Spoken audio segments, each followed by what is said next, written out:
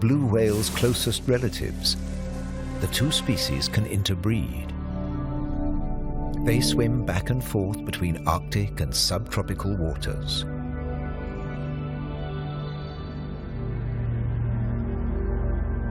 Fin whales and blue whales have their blowhole in the center of their skulls. Sperm whales blow through their left nostril. The right one is hidden.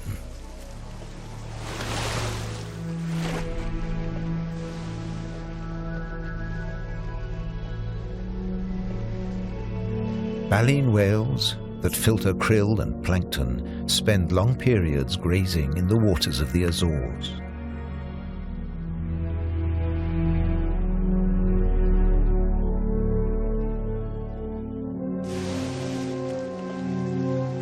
They leave their excreta behind them. It feeds vegetable phytoplankton. Animal plankton eat the phytoplankton, and at the other end of the food chain are fish and the whales themselves.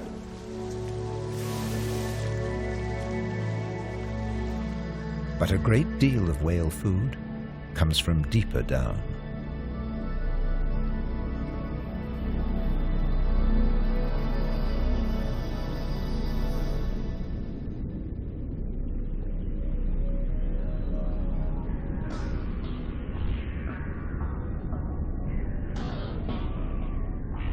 Meanwhile, not all the creatures of the eternal darkness are permanently banished to the depths. Every night, countless organisms leave the realm of the bizarre anglerfish and rise into shallower waters. Colossal amounts of krill join them on the upward journey.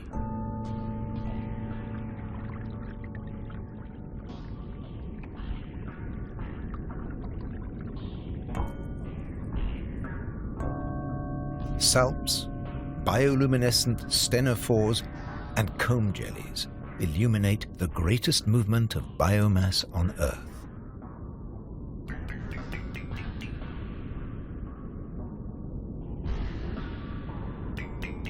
Thaliacea and other tiny sea creatures come too. They're here to harvest the vegetable plankton or get eaten themselves.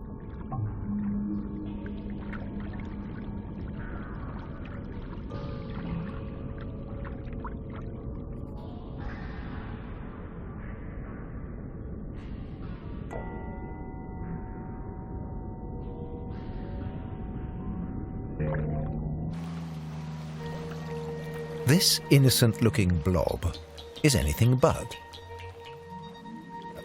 A Portuguese man-of-war is a colonial organism, a conglomeration of polyps serving different functions.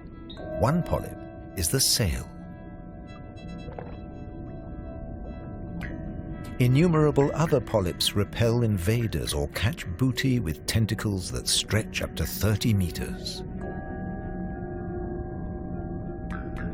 On the right, a salp has become ensnared. Venom from nettle cells kills the prey. The tentacles drag it into the mouth.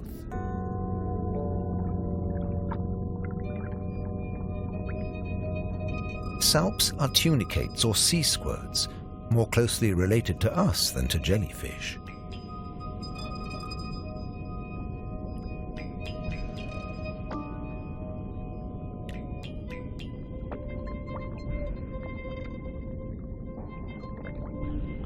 Delicate bands of muscle rhythmically contract, pumping water through the salp's body, filtering its food. Salps build into chains and can direct themselves through the water.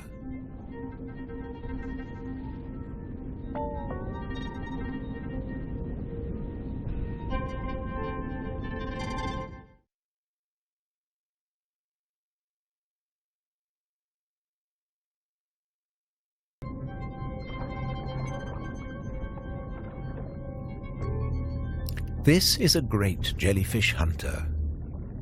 At up to 3 meters in length, the ocean sunfish particularly relishes the Portuguese man-of-war. But that too prefers eating other jellyfish. So the moonfish dives. This heaviest of all bony fish tears its prey apart in the depths of the ocean.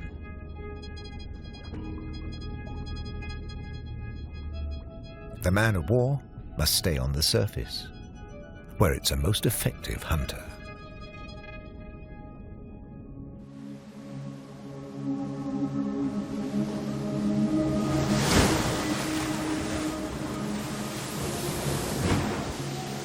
In the surf zone, the tides have smoothed down the sharp lava rocks. This smooth surface is the realm of the limpets.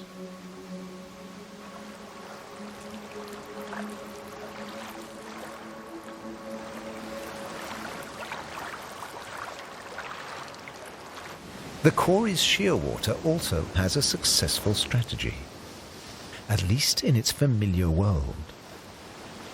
It deposits its eggs in niches high on the rocky cliffs. No surf, no high tide can reach its young. But now they face a new danger. Stray cats.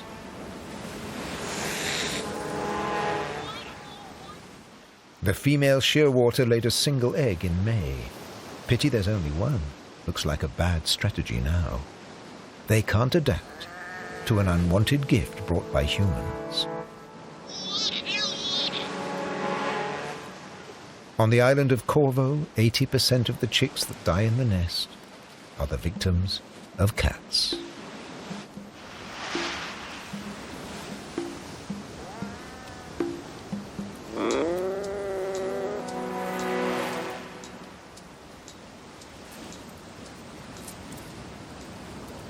There's nothing the adult birds can do. They spend the whole day out over the sea.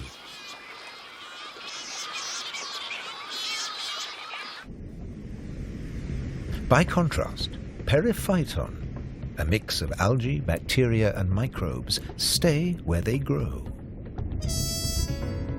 ruled by time and tide. Some quickly find a home on flotsam and jetsam. Attached and yet mobile, they drift across the ocean. Goose barnacles fix onto hard surfaces. Their cirri filter plankton from the water. No matter what it's made of, marine debris attracts life forms.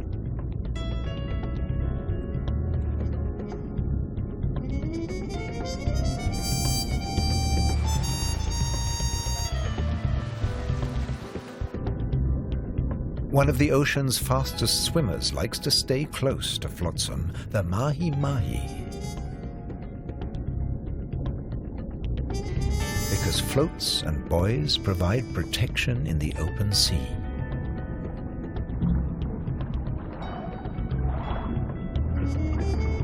Some land species may have survived ocean transfer as passengers on floating debris.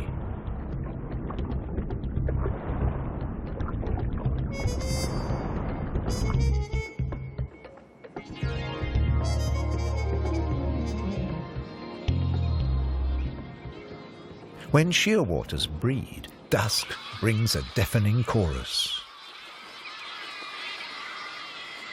Parent birds calling to their young as they return from the sea.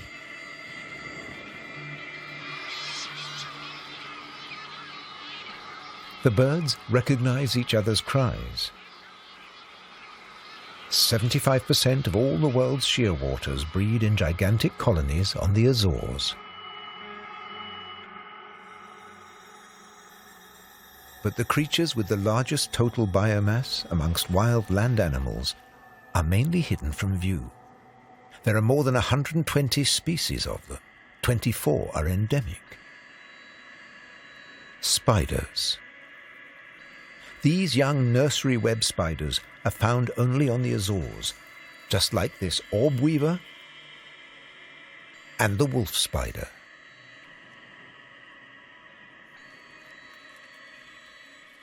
The name Madeira lizard says it all. This creature originated on a distant island. The Madeira wall lizard is very common in the Azores. It's the only reptile on the islands, and it's very fond of nectar. Spiders and vegetable matter complete its diet. No one knows where the ants came from.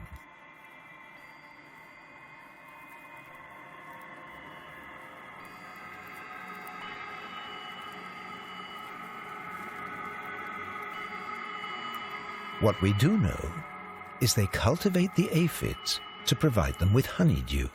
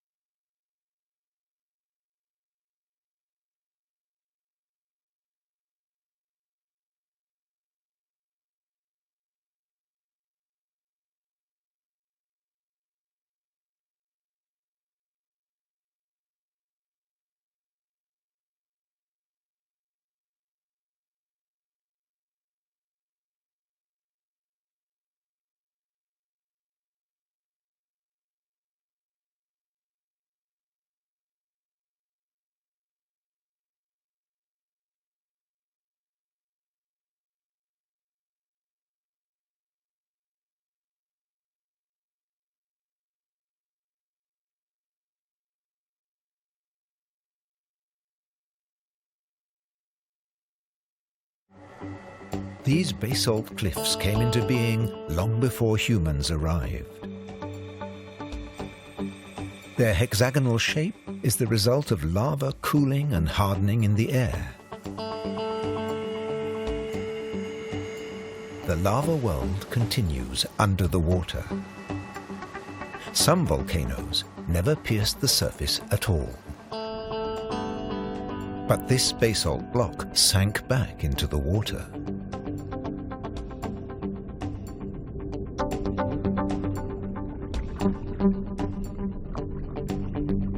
It's the territory of a giant. The whale shark is the world's largest fish. It can reach a length of 12 meters with a skeleton entirely of cartilage. It's a plankton eater, like the mobula rays that also patrol these waters.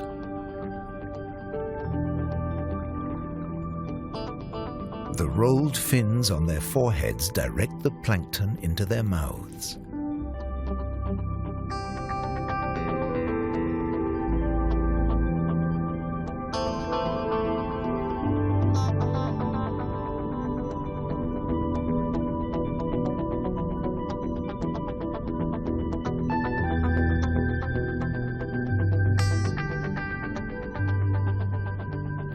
Mobula rays are part of the manta ray family. They cruise in small groups, together with the fish that use them as cover from predators.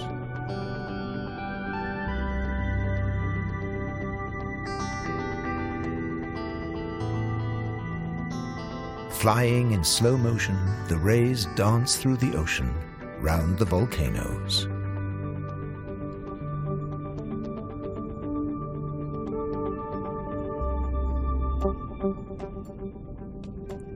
Barracudas, by contrast, are the matchsticks of the sea.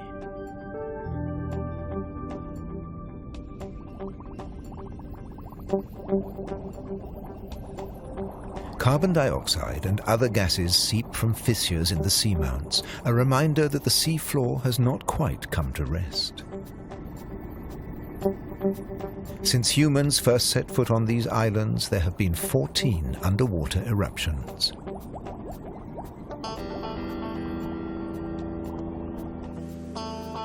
The calm surface makes it easy to forget that the seabed is still at work.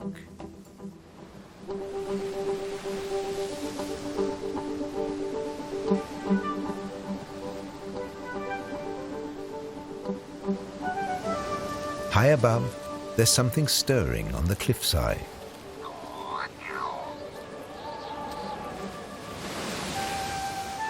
A Cory's shearwater leaves the nest niche for the first time. He doesn't know a thing about flying, but his parents have stopped feeding him. He has to learn to fly as fast as possible, or he'll never have a meal again.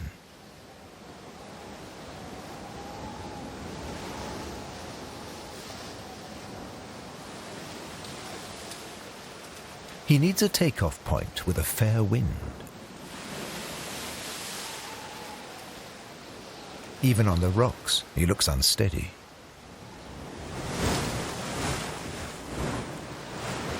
A fellow shearwater learns the difference between flying and falling.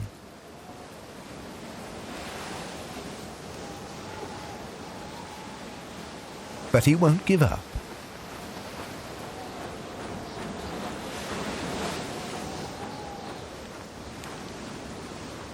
If you're already on the surface of the sea, there's nowhere further to fall.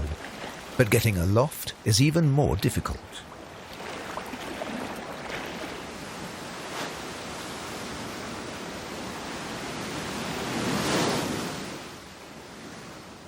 Wings over water.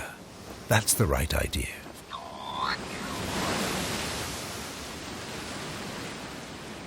Taking off from the sea in a side wind, tough even for the experienced.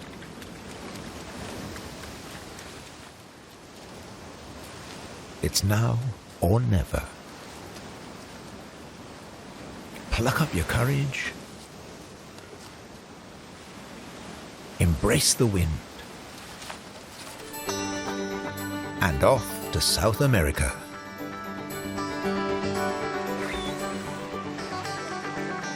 On the Azores, you're either coming or going. As the shearwaters leave to the southwest, male sperm whales are returning from their feeding grounds in the Arctic waters. They meet males who were too young to make the journey, and mothers with their young calves born while they were away.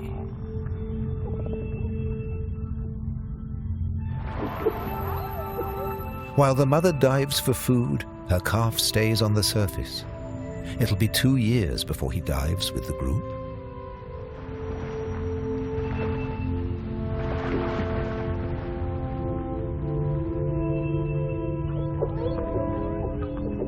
The whales will seek giant squid at a depth of 1,000 meters.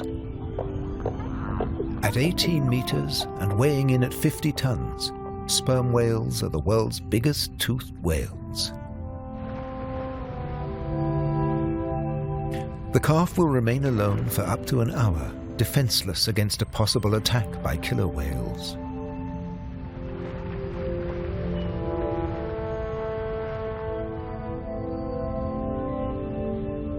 Finally, the group return from the deep. The calf is once more under the protection of its mother. She will feed it for 2 years. During this time, she won't fall pregnant.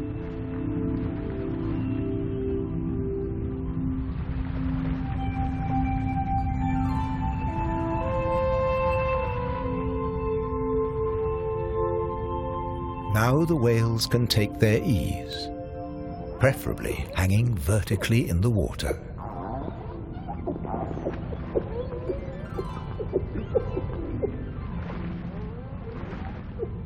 Someday, the calf will join the long migration to the Arctic, before returning to the Azores, when he too has become a giant of the Atlantic.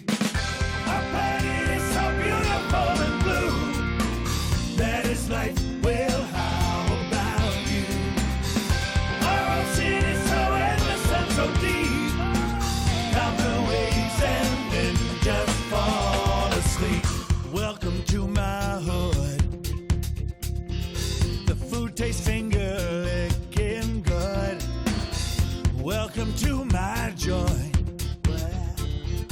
A picturesque